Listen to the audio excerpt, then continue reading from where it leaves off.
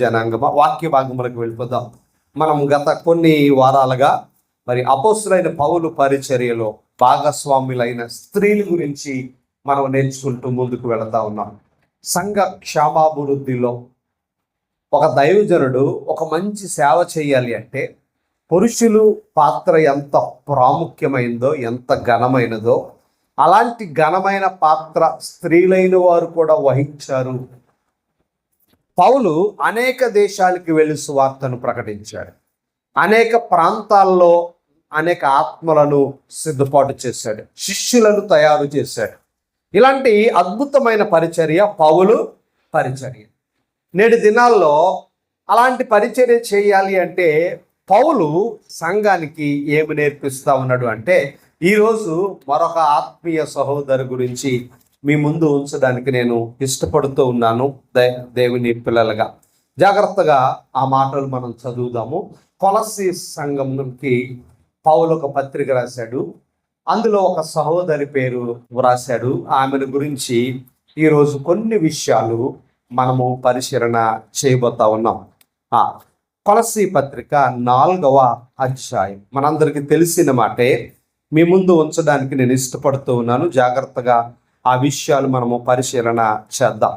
కొలస్సీ పత్రిక 4వ అధ్యాయము మనందరికీ తెలిసిన మాట 15వ వచనం అంటాడు, లవోదికయలో ఉన్న సహోదరుకును నుంపాకును వారి ఇంట ఉన్న సంగమునకు వందనములు చెప్పుడి. ఈ వచనములో నుంపా అనే పేరు మనకు కనబడుతుంది.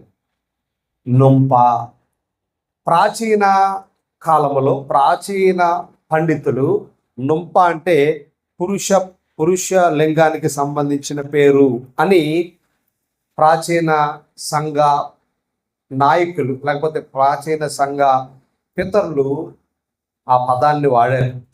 అందుకనే మనం ఓల్డ్ కింగ్ జేమ్స్ వెర్షన్లో అది పురుషునికి సంబంధించిన పేరుగా మనకు కనబడుతుంది. కానీ మోడర్న్ హిస్టరీలో అంటే ఆధునిక చరిత్రలో ఆధునిక పండితులు ఆధునిక బైబిల్ పండితులు సంఘం యొక్క స్థితిగతులను విపరీతముగా పరిశీలన చేసి, ఎందుకంటే పరిశీలించే అవకాశాలు అందుబాటులోకి మరి వచ్చిన విధానాన్ని బట్టి ఆధునిక పండితులు ఆ పేరును ఆ మూల గ్రీకు భాషలో ఉన్న ఆ పదాన్ని ఏ లింగ భేదంతో ఈ పేరు వాడారు అని పరిశీలన చేసి, ఇది స్త్రీలింగానికి సంబంధించిందే, నొప్ప అనగా స్త్రీ అని ఆమె చరిత్ర మరి సంఘం చిత్రీకరించింది అని మనకి ఆధునిక చరిత్ర మరి ఈ పాఠాన్ని మనకు నేర్పిస్తూ ఉంది. అంటే సంఘ చరిత్రలో స్త్రీలైన సహోదరులు, ఆత్మీయ సహోదరులు దేవుని పరిచర్య కొరకు ఎలాంటి అద్భుతమైన సాధనాలుగా వారు వాడబడ్డారో మనం ఆలోచన లవోదికయ ప్రాంతము మనకు కనబడతా ఉంది. రోమా సామ్రాజ్యములో ఆర్థిక పరముగా బాగా అభివృద్ధి చెందిన పట్టణములలో ఒక అద్భుతమైన పట్టణం లవోదికయ పట్టణం. ఈ లవోదికయ పట్టణం చాలా చరిత్ర కలిగిన పట్టణం. ఎందుకంటే రోమా సామ్రాజ్యములో సంపన్నులు అధికముగా ఉన్న పట్టణం ఏమిటి అంటే లవోదికయ పట్టణం. అంటే డబ్బున్న భూస్వాములు, డబ్బున్న వారు అధికముగా నివసించే పట్టణమే ఈ లవోదికయ పట్టణం. ఈ లవోదికయ పట్టణంలో ప్రజలు రోమా మతాచార సంబంధమైన ఆచార వ్యవహారాలు వారు ఆచరిస్తున్నట్లుగా చరిత్ర మనకు పాఠాన్ని నేర్పిస్తూ ఉంది. అంటే వాళ్ళు పూర్తిగా రోమా మతపరమైన సంబంధాలు కలిగిన వారు. అంటే రోమా మత సంబంధమైన కార్యక్రమాలు చేసే ఊరే లవోదికయ పట్టణం. ఈ లవోదికయ పట్టణంలో రోమా దేవతలకు రాజు అయిన దేవుణ్ణి ఆరాధించే సంస్కృతి కలిగిన పట్టణం అది. రోమా దేవుడు అంటే ఒకటే దేవుడు, వాళ్ళు ఒకనే దేవుడిగా ఆరాధిస్తారు. కానీ దేవతలు చాలామంది ఉన్నారు. ఆ దేవతలందరికీ రాజే ఏకైక దేవుడు అనేది రోమా మతపరమైన ఆరాధన క్రమం. అలాంటి రోమా మతం విస్తృతంగా ఉన్నటువంటి పట్టణం, రోమా సామ్రాజ్యపు పరిపాలన ఉన్న పట్టణం. జాగ్రత్త, ఈ రెండు విషయాలు మీకు ఎందుకు చెప్తున్నానంటే, అధికారము రోమాది, మతం కూడా ఎవరిదే? రోమాదే. ఇప్పుడు గమనించాలి, అధికారము మతము ఒకటైనప్పుడు అన్య మతానికి అవకాశం ఉండదు. ఇప్పుడు గమనించినప్పుడు అధికారం ఇప్పుడు ఏముంది మనకందరికీ తెలుసు. అందుకనే ఈ మత సంబంధమైన సమస్యలు ఎక్కువగా వస్తూ ఉన్నాయి. జాగ్రత్తగా మనము ఆలోచన చేయాలి. ఎవరైనా వేరే దళిత వర్గము నుండి ఒక వ్యక్తి క్రైస్తవ్యం స్వీకరిస్తే అతనికి ఏమి పడుతుంది అంటే ఎస్సీ హోదాను కోల్పోతాడు. ఇందులో 3 సార్లు అమెండ్మెంట్ జరిగింది. ఇది చరిత్ర మీ అందరికీ తెలుసుంటుంది. ఆ 3 సార్లు అమెండ్మెంట్లో ఫస్ట్ హిందూ కాకుండా ఏ మతాన్ని స్వీకరించినా ఎస్సీ హోదా కోల్పోద్ది అని 1950లో, అంటే స్వాతంత్రం వచ్చిన అతి తక్కువ కాలంలో ఒక చట్టాన్ని చేశారు. దాన్ని మళ్ళీ 50లో సవరించి ఏమన్నారంటే ఎవరైనా సిక్కు మతాన్ని అంగీకరిస్తే వాళ్ళకి ఎస్సీ హోదా పోదు అని పెట్టారు.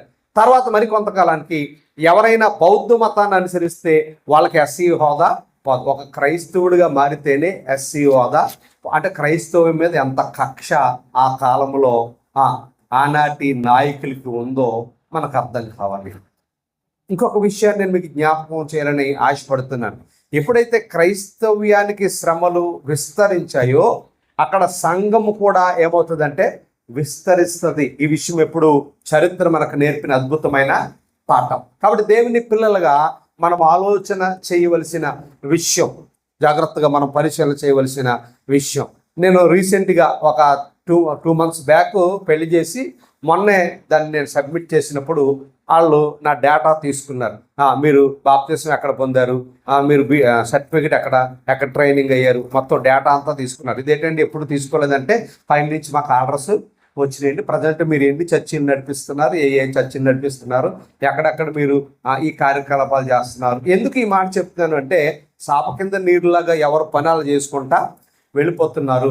దీన్ని బట్టి మనకి ఏమర్థం అవ్వాలి అంటే దేవుని రాకడ సమీపముగా ఉంది. కాబట్టి మనం ఏం చేయాలో తెలుసా? చేతులు కట్టుకుని కూర్చోకూడదు. దేవుని కొరకు మనం ప్రయాస పడాలి. దేవుని కొరకు నువ్వు పోరాటం చేసే గడియ ఆసన్నమైంది. నువ్వు లోకంతో స్నేహం చేస్తావా, దేవునితో స్నేహం చేస్తావా అనే సమయం ఆసన్నమైంది. కాబట్టి దేవుని పిల్లలుగా మనల్ని మనము సిద్ధపాటు చేసుకోవాలి. ఈ చరిత్ర దేవుని కొరకు శ్రమలు అనుభవించడం, మతపరమైన ఆ సమస్యలు తలెత్తడం ఈనాటి చరిత్ర కాదు. ప్రారంభ శతాబ్దములోనే ఈ మతపరమైన రాజకీయపరమైన సమస్యలు క్రైస్తవుల మీద కోకొల్లులుగా ఉన్నాయి. ఇప్పుడు మనం చదువుతున్న చరిత్ర అదే. లవోదికయ పట్టణం రోమా మతపరమైన విధానాలు కలిగిన పట్టణము, రోమా సంస్కృతి కలిగిన పట్టణము, రోమా అధికారం కలిగిన పట్టణము, డబ్బున్న పట్టణం. కాబట్టి డబ్బున్న వాళ్ళు ఆ డబ్బును కాపాడుకోవడం కోసం అధికారానికి లొంగి తీరాలి, మతానికి లొంగి తీరాలి. ఎందుకంటే మతాన్ని మేము కాదంటే వాళ్ళు ఏం పోగొట్టుకుంటారంటే డబ్బును పోగొట్టుకుంటారు, హోదాను అలాంటి పరిస్థితులు జరుగుతూ ఉన్న కాలంలో అప్పటికే పౌలు చెరసాలలో చీకటి గదిలో ఉన్నాడు. ఎక్కడున్నాడు? చెరసాలలో ఉండి చీకటి గదిలో ఉన్న పౌలు మావాడే అనేవాళ్ళు ఎవరో లేరు. ఎందుకంటే మమ్మల్ని కూడా తీసుకెళ్ళి ఎక్కడ పడేస్తారు? చీకటి గదిలో పడేస్తారు. అంటే క్రైస్తవము బహు శ్రమను ఎదుర్కొంటున్నటువంటి దినాలలో ఆ చీకటి కొట్టులో, చీకటి గదిలో ఉండి పౌలు ఈ కొలస్సీ పత్రికను వ్రాశాడు. ఇది మనకి చరిత్ర. జైల్లో ఉండడం వేరు, చీకటి గదిలో ఉండడం వేరు. చీకటి గదిలో ఉండి ఆ చీకట్లో ఎలా రాయగలిగాడో ఈ పత్రిక. నేను అనుకుంటాను, వెలుగులో ఉండి మనం రాయలేకపోతున్నాం, గొప్ప వెలుగులో ఉండి మనము రాయలేకపోతున్నాము. అంటే దేవుని పట్ల ఎంత కఠోరమైన ప్రేమ కలిగి ఉన్నాడో. కొలస్సీ సంఘానికి ఆ దేవుని మాటలు అవసరం అని పట్టుదలతో ఈ కొలస్సీ పత్రికను వ్రాశాడు. అలాగే మరి జాగ్రత్తగా మనం ఆలోచన చేసినప్పుడు లవోదికయ సంఘానికి కూడా ఒక పత్రిక రాశాడు, కానీ అది రికార్డులో దొరకలేదు. ఆ మాట మనకి ఎక్కడ కనపడుతుంది అంటే 16వ వచనంలో కనబడుతుంది. కింద ఒకసారి 16వ వచనం చదివితే అంటాడు, ఈ పత్రిక మీరు చదివించుకుని తరువాత లవోదికయ వారి సంఘములో చదివించుకుని లవోదికకు వ్రాసి పంపిన పత్రిక మీరును. అంటే లవోదికయ సంఘానికి కూడా పౌలు ఒక పత్రిక వ్రాశాడు, అది రికార్డులో లేదు. అలాగే గతంలో నేను మీకు జ్ఞాపకం చేశాను, పౌలు కొరింథీ సంఘానికి 3 పత్రికలు రాశాడు. మొదటి పత్రిక రికార్డులో లేదు. ఈ విషయాలు నేను మీకు జ్ఞాపకం చేస్తూ ఉన్నాను, ఎందుకంటే వాక్యం పట్ల మనం ఎలాంటి శ్రద్ధాశక్తులు కలిగి ఉన్నామో. దేవుడు ఆ లవోదికే సంఘం, అప్పుడు సంపన్నులు ఉన్న సంఘం, పెద్ద పెద్ద బిల్డింగ్స్ ఉన్నాయి, చాలా విలాసవంత వాణిజ్య వ్యాపారం కలిగిన పట్టణం అది. అంటే వ్యాపారాలు ఎక్కడైతే ఎక్కువ ఉన్నాయో అక్కడ బిల్డింగ్స్ కూడా చాలా ఎక్కువగా ఉంటాయి, కట్టడాలు ఎక్కువగా ఉంటాయి, ఎందుకంటే వ్యాపార సముదాయం. అలాంటి బిల్డింగ్స్ ఇప్పుడు చరిత్ర చూస్తే లవోదికే పట్టణమే లేదు, బిల్డింగ్స్ లేవు. అక్కడ ఉన్న డబ్బున్న వాళ్ళు ఎవరో పేర్లు చరిత్రలో వ్రాయబడలేదు. కానీ నొప్ప పేరు పరిశుద్ధాత్మ దేవుడు బైబిల్లో, ఇది చరిత్ర. అంటే భౌతికమైన బిల్డింగులు పోతాయి, భౌతికమైన సంపద పోతుంది, భౌతికమైన అధికారం పోతుంది, భౌతికమైనది ఏది శాశ్వతం కాదు. చరిత్రలో అది కనబడే, కానీ దేవుని కొరకు నిలబడిన వారు చరిత్రలో మిగిలిపోతారు. ఇప్పుడు ఈమె చరిత్రను మనం క్లుప్తంగా పరిశీలన చేయబోతా ఉన్నాం దైవ జనాంగమా. ఇలాంటి ఆత్మీయ సహోదరులు ఉంటే నేను దేవుని కొరకే బ్రతుకుతాను, ఆస్తి పోయినా, అధికారం పోయినా, ఏం పోయినా, ఎవరు ఏమనుకున్నా, నా జీవితంలో నిందలు వచ్చినా, అవమానాలు వచ్చినా, ఏమొచ్చినా నేను దేవుని కొరకు నిలబడతాననే ఆత్మీయ సహోదరులు ఏ సంఘములో ఉంటారో ఆ సంఘాలు అద్భుతంగా ఫలిస్తాయి. వాళ్ళ పేర్లు చరిత్రలో నిలబడతాయి. మనుషులు మర్చిపోవచ్చు, ఆ ఊరు మర్చిపోవచ్చు, ఆ ప్రాంతం మర్చిపోవచ్చు, ఆ బంధువులు మర్చిపోవచ్చు, కానీ దేవుని కొరకు నువ్వు పడిన ప్రయాసం ఉంది చూడు, దాన్ని పరిశుద్ధాత్ముడు ఎప్పుడు మరచిపోడు. నువ్వు దేవుని సంఘానికి చేసే చిన్న పనైనా, నువ్వు దేవుని సంఘానికి పడే ఏ ప్రయాస అయినా మనుషులు మర్చిపోతారేమో, చరిత్రలో ఆ కాలంలో ఉన్న వాళ్ళందరూ మర్చిపోతారేమో, దేవుడు మాత్రము మరవని దేవుడు. నొప్పాను దేవుడు మరిచిపోలేదు. దాదాపుగా 2000 సంవత్సరాల తర్వాత ఆమెల గురించి మనం జ్ఞాపకం, అంటే దేవుడు ఆమెకి ఏ స్థానం ఇచ్చాడో. నువ్వు కూడా దేవుని కొరకు నిలబడితే, దేవుని కొరకు ప్రయాసపడితే, దేవుని మహిమ కొరకు మనం ప్రయత్నం చేస్తే చరిత్రలో దేవుడు మనలను కూడా మరిచిపోయేవాడు కాడు. నీవు ఎంత సంపాదించుకున్నా, ఏమి సంపాదించుకున్నా ఒక దినాన్ని ఈ లోకాన్ని విడిచి వెళ్ళిపోవాలి. నీకంటూ ఏమీ మిగలదు, మనందరికీ తెలుసు. కానీ మనకు మిగిలేది ఏమిటంటే పరలోకములో మనం సంపాదించుకున్న పేరు ప్రఖ్యాతలు మాత్రమే. ఈ భూమి మీద మనం పరదేశులము అనే విషయం మనకు అర్థము కావాలి దైవ జనాంగమా. ఇప్పుడు ఈ లవోదికయ పట్టణములో ఈమె పాత్ర ఎలాంటిదో మనం జాగ్రత్తగా ఆలోచన చేయాలి. లవోదికయ పట్టణం ఒక ఐటెం తయారు చేయడానికి ప్రసిద్ధి చెందిన పట్టణం. ఏమిటి అంటే స్త్రీలు అధికంగా వాడే కాటుక తయారు చేసే పట్టణం. అది ఏం తయారు చేస్తుంది ఆ పట్టణం? ఆ పట్టణంలో దేనికి ప్రసిద్ధి అంటే ఆ పట్టణం కాటుక తయారు చేయడంలో ప్రసిద్ధి. అందుకనే ప్రకటన గ్రంథంలో ఆ విషయాన్ని దేవుడు నొక్కి వక్కానించి చెప్పాడు. కాటుక ఆ కాలంలో స్త్రీలు కాటుకకు చాలా ప్రాధాన్యత ఇచ్చేవారు. ఇప్పటికీ కూడా చాలా మంది స్త్రీలు కాటుకుని పెట్టుకుంటారు, ఎందుకంటే అందంగా కనబడాలి అని. దానికి సైంటిఫికల్ రీజన్ కూడా ఉంది. ఏంటంటే ఆ కాటుకు పెట్టుకుంటే కంటిలో ఉన్న చెత్త అంతా బయటికి పోతుంది, అందుకు కాటుకు పెట్టుకోవాలి అని చెబుతూ ఉంటారు. కానీ ఇక్కడ ఒక విషయాన్ని నేను మీకు జ్ఞాపకం చేయాలని ఆశపడుతున్నాను. ఎక్కడైతే స్త్రీలైన వారు ఎక్కువగా వ్యాపారాలు చేస్తారో అక్కడ ధన సమృద్ధిగా ఉంటుంది, డబ్బు చాలా సమృద్ధితో ఉంటుంది. ఎక్కడైతే పురుషులు వ్యాపారం చేస్తారో అక్కడ ధన సమృద్ధి ఎక్కువగా ఉండదు అనేది ఆ కాలంలో ఒక నానుడి ఉంది. స్త్రీలు ఎవరైతే ఎక్కువగా వ్యాపారం చేస్తారో ఆ కుటుంబాలు డబ్బుతో ఉంటాయి అనేది ఒక సాంప్రదాయం ఆ కాలంలో. అలాంటి కాలంలో ఈ కాటుక వ్యాపారం చేసే స్త్రీ ఎవరు అంటే నొంప. ఆమె ధైర్యవంతురాలు, ధనవంతురాలు, సంపన్నురాలు. ఎందుకంటే సంపన్నులు మాత్రమే లవోదికలో ఇల్లు కట్టుకోగలరు. లవోదికలో ఎవరైనా ఇల్లు కట్టుకుంటారని దాని అర్థం ఏంటి తెలుసా? వాళ్ళు డబ్బున్నవారు అని అర్థం. అలాగే రాజమండ్రిలో కొన్ని ప్లేసులు ఉన్నాయి, ఆ ప్లేసులో మా ఇల్లు అని చెప్పారంటే వాళ్ళు కోటేశ్వర్లు అని అర్థం కదా. పలానా ప్లేసులో మా ఇల్లు ఉందన్నది దాని అర్థం తెలుసా? వాళ్ళ కోటీశ్వరులు మాత్రమే అక్కడ కట్టుకోగలరు. అలాగే లవోదికయ పట్టణంలో ఇల్లు ఉందంటే వాళ్ళు ధన సమృద్ధి కలిగిన వారు. డబ్బున్న ఈ సహోదరి ధనవంతురాలు, వ్యాపారవేత్త. అలాంటి ఈ సహోదరి ఏం చేసింది అని అంటే, రోమా చక్రవర్తి పరిపాలించిన ఆ కాలంలో రోమా అధికారంలో ఉన్న ఆ సహోదరి రోమా మతాన్ని కాదని క్రీస్తును అంగీకరించింది. అంటే క్రీస్తుని అంగీకరించిందంటే ఎవరిని ఎదిరించింది? రోమా అధికారాన్ని ఎదిరించింది, రోమా మతాన్ని ఎదిరించింది. గమనించాలి దైవజనాంగం. ఈమెలో ఉన్న ఆ ధైర్యం, ఈమెలో ఉన్న ఆ భక్తి భావం, ఈమెలో ఉన్న దేవుని పట్ల ఆమెకున్న అచంచలమైన విశ్వాసం. నేటి దినాల్లో దేవుని కొరకు ఎదిరించేవారు ఎంతమంది ఉన్నారు అని ఆలోచన చేసినప్పుడు, పరిశుద్ధాత్ముడు ఆదిమ సంఘములో లవోదికేయ ప్రాంతములో అధికారాన్ని, మతాన్ని ఎదిరించి దేవుని కొరకు నిలబడిన ధీర వనిత ఎవరంటే నుంపా. నుంపా అనే మాటకు అర్థం ఏంటో తెలుసా? బ్రైడ్ అనగా పెండ్లి కుమార్తె అని అర్థం. నుంపా అనే మాటకు అర్థం ఏంటి చెప్పండి? పెండ్లి కుమార్తె. నిజంగా ఆమె పెండ్లి కుమార్తె. వరుడైన క్రీస్తు కొరకు ఆమె పెండ్లి కుమార్తెగా సిద్ధపడింది. వధువుగా ఆమె సిద్ధపడింది. ఎవరి కొరకు? దేవుని కొరకు. ఎలాంటి పరిస్థితులు?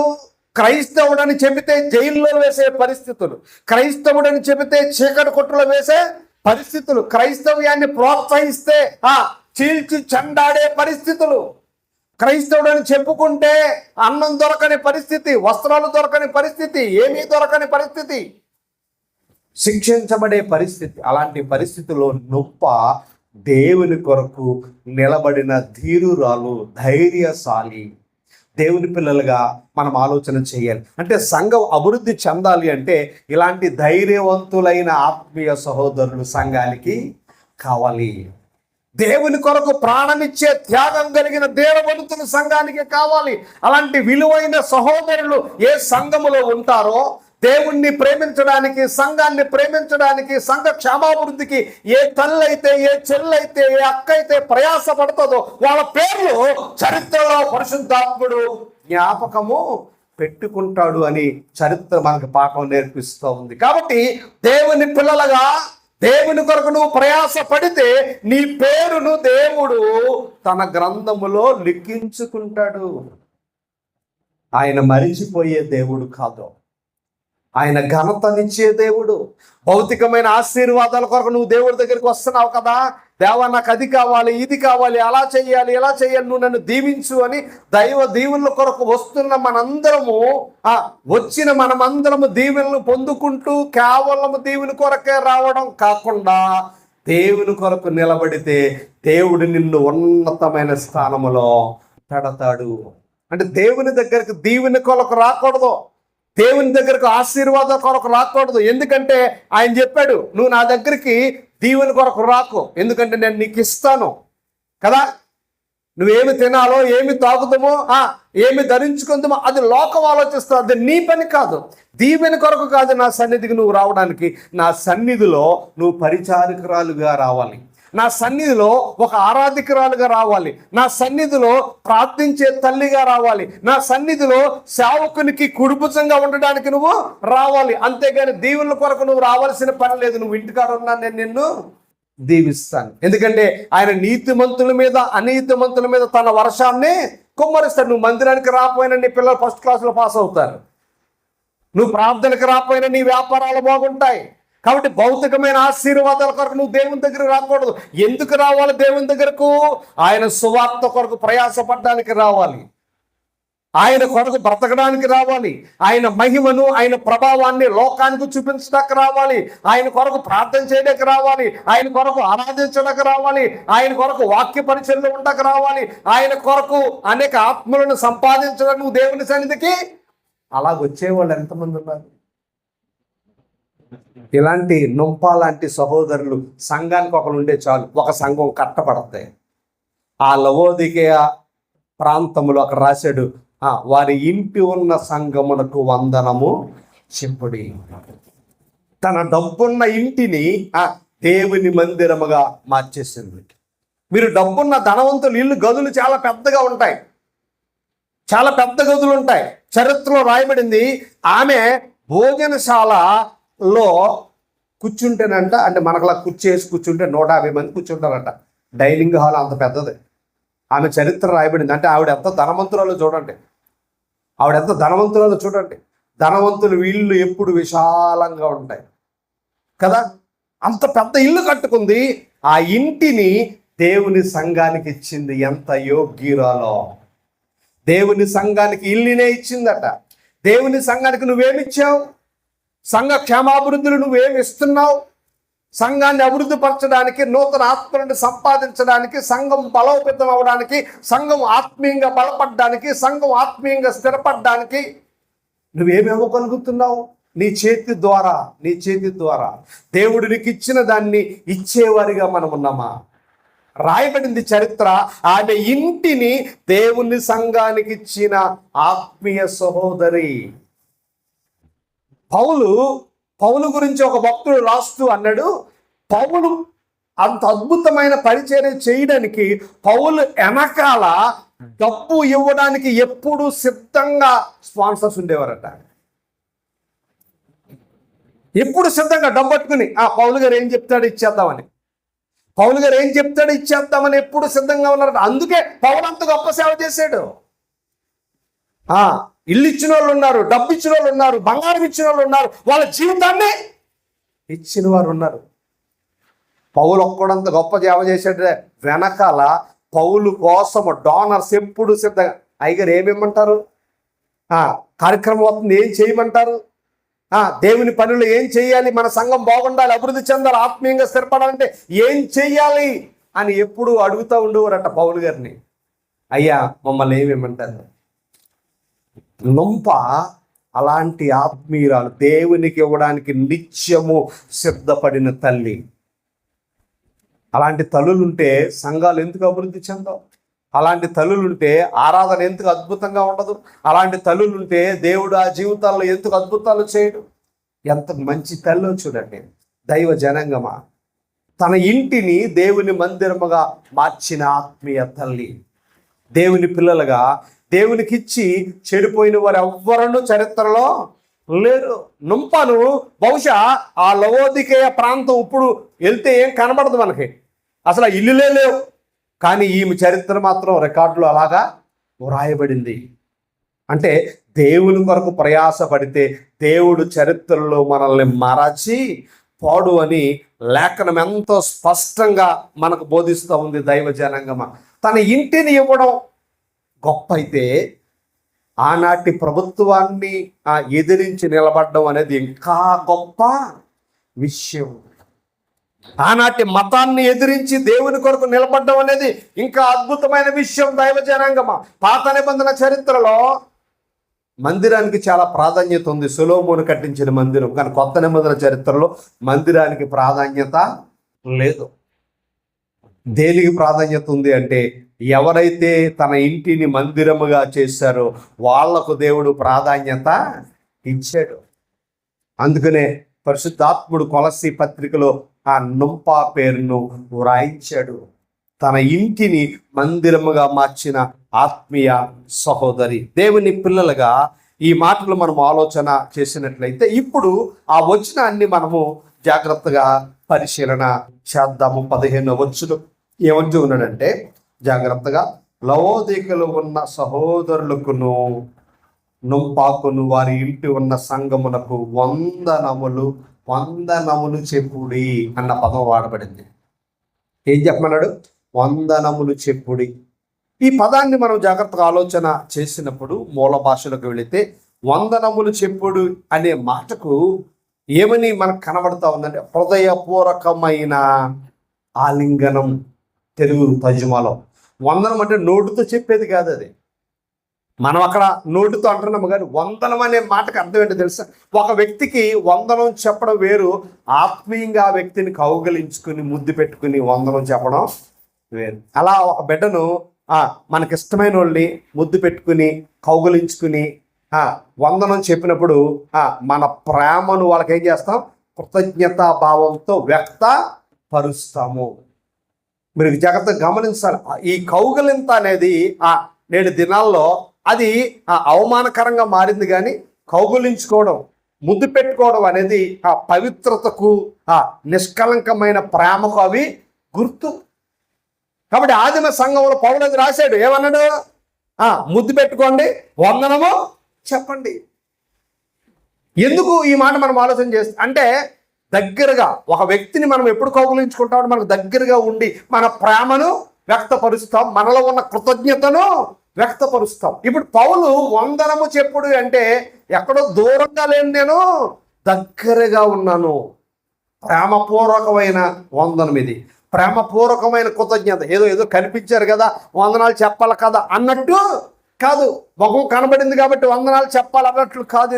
ఇది ఎలాంటిది అంటే కృతజ్ఞతాపూర్వకమైన వందనం, ప్రేమపూర్వకమైన వందనం. అంటే పౌలు నుంపా విషయంలో అంత కృతజ్ఞతాభావం కలిగి ఉన్నాడంటే పౌలు పరిచర్యలో ఆమె పాత్ర ఎంత గొప్పదో. మనము ఎవరికి కృతజ్ఞత కలిగి ఉంటామో తెలుసా? ఎవరి పేరు పదే పదే చెబుతామో తెలుసా? ఎవరి గురించి ఎక్కువగా మాట్లాడతామో తెలుసా? ఎవరైతే మన జీవితంలో వారి ప్రేమను పంచారో, ఎవరైతే మన జీవితంలో సహకారిగా ఉన్నారో, ఎవరైతే మన జీవితంలో మన కొరకు ఎక్కువగా ఆలోచన చేస్తారో అలాంటి వారిని మనము కృతజ్ఞత చెల్లించడానికి, ప్రేమను పంచడానికి ఇష్టపడతాము. వాళ్ళ గురించి గొప్పగా మాట్లాడడానికి ఇష్టపడతాం. ఇప్పుడు గమనిస్తే పౌలు నుంపాను గురించి ఆ కొలసి సంఘానికి రాస్తూ లవోదికా ఉన్న పట్టణంలో ఉన్న సంఘాన్ని గురించి జ్ఞాపకం చేస్తున్నాడంటే మీరు గమనించాలి. కొలసి సంఘానికి ఈ విషయం చెప్తున్నాడు. ఏమని చెప్తున్నాడు? లవోదికా సంఘానికి కూడా వందనాలు, అక్కడ ఉన్న నుంపాకి కూడా వందనాలు. అంటే ఒక సంఘం ఎదుట మరొక సంఘ సభ్యురాలను పొగుడుతున్నాడు అంటే ఆమె ఎంత కృతజ్ఞతరాలో, ఎంత యోగ్యురాలో, సంఘ క్షేమాభివృద్ధిలో ఎంత విలువైన బిడ్డో.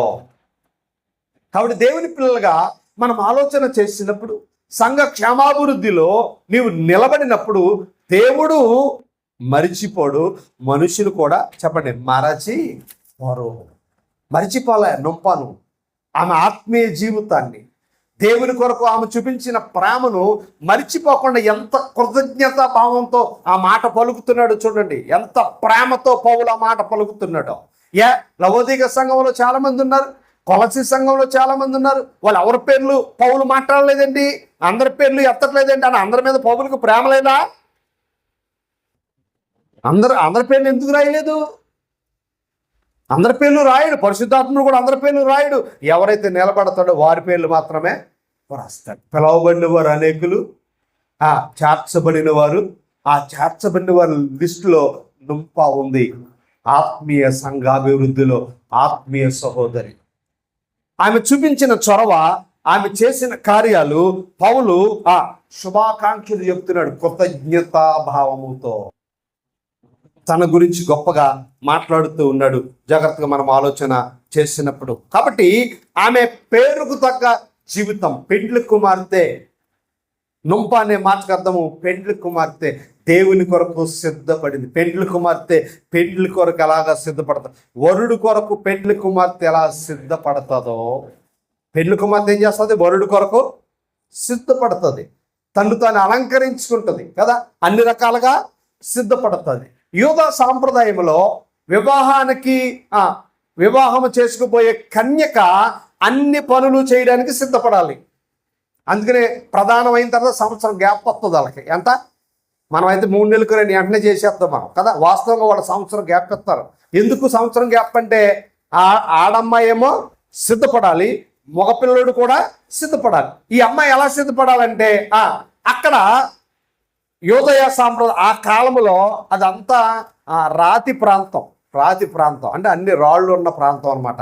పాలస్తీనా దేశం అంతా రాళ్లతో ఉండిన, ఎక్కడ నీ మట్టి కనబడదు, ఒకటి ఇసుక కనబడుతుంది, 2 రాళ్ళు కనబడతాయి, మట్టి ఎక్కడ కనబడదు. కాబట్టి వాళ్ళు దూరంగా, ఊరికి దూరంగా ఎక్కడైతే లోతుగా అంటే కనబడద్దో, ఎక్కడైతే లోతట్టు ప్రాంతాలు ఉంటాయో అక్కడికి వెళ్ళి బావులు తవ్వేవారు. ఏం తవ్వేవారు? బావులు తవ్వేవారు. ఇప్పుడు ఆ స్త్రీలు, యోదయ స్త్రీలు నెత్తి మీద కడబెట్టుకుని, లేకపోతే నెత్తి మీదో లేకపోతే సంఖలోనో పెట్టుకుని వెళ్ళి ఏం మోసుకురావాలి చెప్పండి? నీళ్లు మోసుకుని రావాలి. ఆడవారు వెళ్ళి ఇప్పుడు మగోళ్ళు కావిళ్ళు వేసేవారు పూర్వకాలం. మా నాన్నగారు కావిడి మోసేవాడు, మీరు కూడా మోస్తుంటారు చాలామంది. ఇప్పుడు కావిడి మోసేవాళ్ళు ఎవరు లేరు. బాటిల్ అట్టుకెళ్తాం, తెచ్చేసుకుంటాం, చాలా సులువు అయిపోయింది. ఇంకా ఎక్కువ ఫోన్ చేస్తే బాటిల్ కూడా తెచ్చేస్తారు. కానీ ఆ కాలంలో స్త్రీలు ముఖ్యంగా నీళ్లు మోయడం, వంటకు సంబంధించిన పుల్ల దగ్గర నుండి అన్నీ కూడా ఆడోళ్ళే చెయ్యాలి, అంటే సిద్ధపడాలి. పెళ్లి కుమార్తె అంటే సిద్ధపాటు. రేపొద్దున్న భర్తకు భోజనం తయారు చేయాలి, భర్తకు కావాల్సిన తయారు చేయాలంటే సిద్ధపడాలి. ఇప్పుడు సిద్ధపడవలసిన పని లేదు. జొమాటో ఉంది, మనకి స్విగ్గీ ఉంది, ఏదైనా ఉంది, ఫోన్లో యాప్ ఉంటే చాలా అన్నీ వచ్చేస్తాయి. మనం ఇప్పుడున్న పెళ్లి కుమార్తెలు చాలా ఈజీ, ఏమి సిద్ధపడక్కర్లేదు. అన్నం వండుతాకి కుక్కర్ ఉంది, వాషింగ్ మిషన్ ఉంది, బట్టలు ఉతుకుతాకి, అంట్లు కడుగుతాకి కూడా మిషన్, ఏంటది మిషన్ వచ్చేసింది. ఇప్పుడున్న పెళ్లి కూతురు ఏమి సిద్ధపడక్కర్లేదు, చాలా సులువు. కానీ అప్పుడున్న కాలంలో పెళ్లి కుమార్తె అంటే చాలా సిద్ధపాటు ఉంది, చాలా రకాలుగా సిద్ధపడాలి. చాలా అద్భుతమైన విషయాలు ఆ యోధా సాంప్రదాయం యొక్క పెళ్లి గురించి వ్రాయబడింది. పెళ్లి కుమార్తె సిద్ధపాటు మామూలు విషయం కాదు, ఆషామాషి విషయము కాదు దైవ జనాంగం. కాబట్టి దేవుని పిల్లలుగా ఈమె నొంప దేవుని కొరకు పెళ్లి కుమార్తెగా సిద్ధపడింది. నేను దేవుని కొరకు ఏం చేయాలి, దేవునికి ఏమి ఇవ్వాలి, తన ఇంటిని దేవుని కొరకు ఇచ్చింది, తన కుటుంబాన్ని దేవుని పరిచర్యలో వాడబడేటట్లుగా చేసింది. కుటుంబాన్ని జాగ్రత్త గమనించాలి. చాలామంది తల్లులు వస్తారు, కుటుంబం రారు. చాలామంది తల్లులు చక్కగా వస్తారు, మీ కుటుంబం కూడా వస్తే ఎంత ఆనందమో. కుటుంబాలుగా రావాలని ఎంత మనం ప్రయాసపడుతున్నామో. ఎందుకంటే కుటుంబముగా నువ్వు దేవుని కొరకు నిలబడితే దేవుడు నీ కుటుంబాన్ని చరిత్రలో గొప్పగా నిలబడతాడు. దానికి ఉదాహరణ నుంప కుటుంబము. నుంప కుటుంబం దేవుని కొరకు నిలబడింది కాబట్టి ఆ ఇంటిలో సంఘము కట్టబడింది. కాబట్టి దేవుని పిల్లలుగా దేవుని కొరకు ప్రయాసపడే కుటుంబం, దేవుని కొరకు నిలబడే కుటుంబం. ఏదో వచ్చాము ఆదివారం రావాలి, లేకపోతే దేవుడు శపించాడు, రాకపోతే దేవుడు ఏమి శపించడు ఆయన. ఎందుకంటే ఆయన శపించడానికి ఈ భూమి మీదకే రాలే. ఒక సేవకుడు అంటున్నాడు, ఆదివారం గుడికి రాకపోతే శాపాలన్నీ నీ మీదకి వచ్చేస్తాయి అని అనగానే వెళ్ళిపోయి 2వ వారం పరిగెట్టుకు వచ్చేసింది ఆవిడ. ఎందుకు? టయానికి రాకపోతే నాశనం అయిపోతాం అన్నాడట. టయానికి రాకపోతే అలాంటి ప్రసంగాలు మనకు ఉండవు. ఎందుకంటే బైబిల్ అలా చెప్పలా. నువ్వు వచ్చినా రాకపోయినా దేవుడు నిన్ను ప్రేమిస్తాడు. ఎందుకు రావాలి? కారణం ఉంది. ఎందుకు రమ్మన్నాడు? కారణం ఉంది. ఆదివారం నువ్వు ఎందుకు రావాలో కారణం బైబిల్లో ఉంది. ఆదివారం నువ్వు ఎందుకు పాట పాడాలో కారణం బైబిల్లో ఉంది. ఎందుకు ఆరాధన చేయాలో కారణం బైబిల్లో ఉంది. ఎందుకు ప్రేమ విందు చేయాలో కారణం బైబిల్లో ఉంది. ప్రతిదానికి కారణం ఉంది. అయినా ఇవన్నీ ఎగ్గొట్టి గుడెగ్గొట్టి నువ్వు మానేసిన దేవుడు మన మీదకి శాపాలేమి తీసుకుని రాడు. ఎందుకంటే ఆయన ప్రేమ కలిగిన దేవుడు. కానీ ఎవరైతే దేవుని కొరకు నిలబడతారో అలాంటి తల్లుల పేర్లు చరిత్రలో రాస్తాడైన. ఆ కుటుంబాన్ని పొగుడుతాడైన. బలా నమ్మకమైన మంచి కుటుంబమా, శ్రేష్టమైన కుటుంబం. రేపొద్దున్న కోటాను మంది కోట్లు ప్రజలు ఉన్నప్పుడు ఆ స్టేజ్ మీద యేసు ప్రభు ఉంటాడు, అపోస్తులు ఉంటారు, వాళ్ళందరూ ఎదురుకొండగా పిలుస్తాడు ప్రభు స్టేజ్ మీదకి. పాలమూరు సంఘ క్షేమాభివృద్ధిలో ప్రయాసపడిన తల్లి రా అంటే కోట్ల మంది చప్పట్లు కొడుతూ ఉంటే నువ్వు వస్తూ ఉంటే ఒకసారి ఊహించుకో. వెనకాల దేవదూతలు నే చీర సెంగును పట్టుకుని తీసుకొస్తా ఉంటే, ఒక దేవదూతలు బ్యాండ్ వాయిస్తూ ఉంటే, దేవదూతలు బ్యాండ్ వాయిస్తారు మేళ తాళాలతో ప్రభువు దగ్గరికి నిన్ను తీసుకెళ్తారు. పరలోకంలో బంగారపు వీధిలో నువ్వు నడుస్తూ ఉన్నప్పుడు దేవదూతలు నీ దగ్గరికి వచ్చి పాటలు పాడుతూ బలా నమ్మకమైన మంచి దాసుడు నిన్ను పిలుస్తూ ఉంటే, కోట్ల మంది జనములో ప్రభువు నిన్ను గుర్తిస్తే అది ఎంత అద్భుతంగా ఉంటుందో ఆలోచించారు. కోట్ల మంది జన సమూహంలో కోటాని కోట్ల దేవదూతల్లో నీ పేరు పిలిస్తే నీకెంత ఘనతో. ఆయన ఘనపరిచే దేవుడు, ఆయన అవమానపరిచే దేవుడు కాదు, ఆయన ఘనపరిచే దేవుడు. నిపుణత గలవారిని సొలొమోను అన్నాడు, రాజుల ఎదుట నిలబడతాడు. నిపుణత. నువ్వు దేవుని కొరకు నిలబడితే అధికారులు ఎదుటి దేవుడిని నిలబడతాడు. భౌతికమైన ఆశీర్వాదాలే కాదు, భౌతికమైన ఘనతే కాదు, ఈ భూమి మీద భౌతికమైన ఘనతే కాదు, పరలోకంలో కూడా దేవుడిని ఘనతనిస్తాడు. నిలబడుతున్నావా దేవుని కొరకు? ప్రయాసపడుతున్నావా దేవుని కొరకు? సిద్ధపడుతున్నావు? మనం దేవుని కొరకు సిద్ధపడాలి. సాతానుగాడు ఏం చేస్తాడు తెలుసా? దేవునికి మనల్ని దూరంగా చేయడానికి ప్రయత్నం చేస్తాడు. సాతానుగాడు మనల్ని దేవుని పని చేయనివ్వడం. ఎందుకంటే నిన్ను దేవుడు కనపరిస్తే వాడు ఒప్పుకోడు, వాడికి అసూయ. దేవుడిని పేరెత్తితే అసూయ. దేవుడు రేపు పొద్దున అంటాడు, అమ్మ ఆ ఎబ్రో నిలుం ప్రార్థన మందిలో ఎంత బాగా పాట పాడావురా అని దేవుడిని కనిపిస్తాడు. ఎవరికి వస్తుంది అసూయ? ఆడికి వచ్చేది. ఎంత పరిచర్య చేస్తున్నావు అని దేవుడు నిన్ను అంటే, ఎంత అద్భుతమైన పరిచర్య చేస్తున్నావు దేవుడు అంటే, సాతానుడికి అసూయ పుట్టాడు. కాబట్టి దేవుని పిల్లలుగా మనకు అర్థం కావాలి, నుంప తన కుటుంబాన్ని దేవుని కొరకు సిద్ధపరిచిన ఆత్మీయ సహోదరి, యజమానురాలు. ఒక యజమానురాలుగా దేవుని కొరకు నీ కుటుంబాన్ని నువ్వు సిద్ధపరచగలుగుతున్నావా? ఒక యజమానురాలుగా నీ కుటుంబాన్ని దేవుని యొద్దకు నడిపించడానికి ఇష్టపడతా ఉన్నావా? ఒక యజమానురాలుగా దేవుని సంఘ క్షేమాభివృద్ధిలో నేను, నా కుటుంబం, నా డబ్బు, నా ఐశ్వర్యము ఉండాలి అని నిన్ను నీవు సిద్ధపాటు చేసుకుంటున్నావా? జాగ్రత్తగా మనం ఆలోచన చేయాలి. దేవునికి ఆస్తిని ఇవ్వడం అంటే మామూలు విషయం కాదు. దేవునికి డబ్బు ఇవ్వడం అంటే మామూలు విషయం కాదు. దేవునికి తన ఐశ్వర్యాన్ని ఇవ్వడం అంటే మామూలు విషయము కాదు. అందుకని పాత నిబంధన అన్నాడు, నాకు ఇచ్చి నీవు నన్ను శోధించు. నాకు ఇచ్చి నన్ను శోధించు అంటే ఇచ్చేసి చూడు దేవుడు ఇస్తాడా ఇవ్వడాన్ని చెప్పాడు. ఆయన చెప్పిన మాట, దేవునికి ఇచ్చి నువ్వు శోధించు. నుంప తన ఐశ్వర్యాన్ని దేవునికి ఇచ్చింది, తన విలువైన సంపదను దేవునికి ఇచ్చింది. వాస్తవంగా ఆ డబ్బంతా కుటుంబం కొరకు దాచుకోవాలి, వాళ్ళం కుటుంబ క్షేమాభివృద్ధి కొరకు దాచుకోవాలి. ఆ డబ్బంతా బ్యాంకులో చేసుకోవాలి, ఆ బంగారం అంతా మూట కట్టి ఇంట్లో దాచుకోవాలి. కానీ ఆవిడ అలా చేయలే. అంత తెచ్చి ఆ పౌలు యొక్క పాదముల దగ్గర పెట్టింది. నాకు ఆస్తి నాయన, ఇదిగో సంఘం కొరకు ఈ డబ్బు వాడండి. ఈ ఐశ్వర్యం నా కొరకు వద్దు, నాకొద్దు. ఎంతకాలం ఈ భూమి మీద ఉంటుందో నాకు తెలియదు. నేను ఏం పట్టుకెళ్ళను, ఎక్కడ ఏమైపోతాయో తెలియదు. ఏమైపోతాయో ఎవరికి తెలియదు. కాబట్టి ఈ లోకం శాశ్వతం కాదు. ఇదిగో నా ఐశ్వర్యం నీకు ఇచ్చేస్తాను. నేను అంటాను, అసలు ఆస్తిని ఇవ్వడం పెట్టండి బాబు. ఏదో దశంభాగం ఇస్తే వేరు, కానీ లేకపోతే దశంభాగాన్ని కూడా కొద్దిగా ఎక్కువ ఇస్తే గొప్ప. 10% కాదు 20% ఇద్దామని అనుకోవడం చాలా గొప్ప. నీ హృదయంలో ఏమనుకుంటుంది అన్నాడు బైబిల్లో. ఏముంది? నీ హృదయంలో ఏమనుకుంటావో అది, నో డిమాండ్. అలాంటప్పుడు ఆ ఐశ్వర్యం ఇచ్చేది పెట్టండి బాబు. ఎంత గొప్ప త్యాగమా! ఇలాంటి త్యాగమూర్తులు ఉన్నారా? అందుకే పౌలు అంత గొప్ప సేవ చేశాడా? ఆ లవోదీక సంఘంలో అంత గొప్ప సంఘం ఉందా అంటే, ఒక సంఘం అభివృద్ధి చెందాలి అంటే, ఒక సంఘం చరిత్రలో నిలబడాలి అంటే, దేవుని కొరకు ఆస్తినిచ్చేవారు, ఐశ్వర్యం ఇచ్చేవారు కూడా ఉండాలి అని లేఖనం చెబుతా ఉంది. దేవుని పిల్లలుగా నుంప తన ఐశ్వర్యాన్ని ప్రభు పాదాల దగ్గర పెట్టిందంట. ఐశ్వర్యం మాకు వద్దు నాయన. అందుకనే ఐశ్వర్యం దాచుకున్న వాళ్ళు ఎవరి పేరు చరిత్రలో లేదు. ఆ డబ్బున్న వాళ్ళందరూ చరిత్రలో కాలి గర్భంలో కలిసిపోయారు. కానీ నుంప పేరు మాత్రము వ్రాయబడింది. తన ఐశ్వర్యాన్ని దేవునికి ఇచ్చిన ధీరురాలు. కాబట్టి దేవుని పిల్లలుగా మనం ఆలోచన చేయాలి. ఆమె దేవుని కొరకు ప్రభుత్వాన్ని ఎదిరించింది, దేవుని కొరకు మతాన్ని ఎదిరించింది. మొట్టమొదటిగా ఆమెలో ఉన్న ధైర్యం. రెండవది, దేవుని కొరకు తన కుటుంబాన్ని సిద్ధపరిచింది. మూడవది, దేవుని కొరకు తన ఐశ్వర్యాన్ని ఇచ్చింది. నాలుగవది, దేవుని కొరకు తన ఇంటిని సంఘముగా మార్చింది. లవోదికేయ పట్టణం డబ్బున్న కుటుంబాలు కలిగిన పట్టణములో తన డబ్బును, తన ఆస్తిని, తన కుటుంబాన్ని దేవుని కొరకు సిద్ధపరిచిన ధేర వనిన్నారు. ఇలాంటి తల్లులుంటే సంఘాలు చాలా సులువుగా కట్టచ్చు. ఇలాంటి తల్లులుంటే దేవుని పరిచర్య చాలా అద్భుతంగా చేయొచ్చు. ఇలాంటి సహోదరులు ఉంటే సేవకుడు ఓ మాట చెప్పాలంటే తడిగొట్టేసుకుని, ఆ మాట ఎందుకు వచ్చిందో తెలియదు కానీ, ఇలాంటి సహోదరులు ఉంటే సేవకుడు తడిగొట్టేసుకుని ఇంట్లో ఏసీ వేసుకుని పడుకోవచ్చు అనుకున్నా.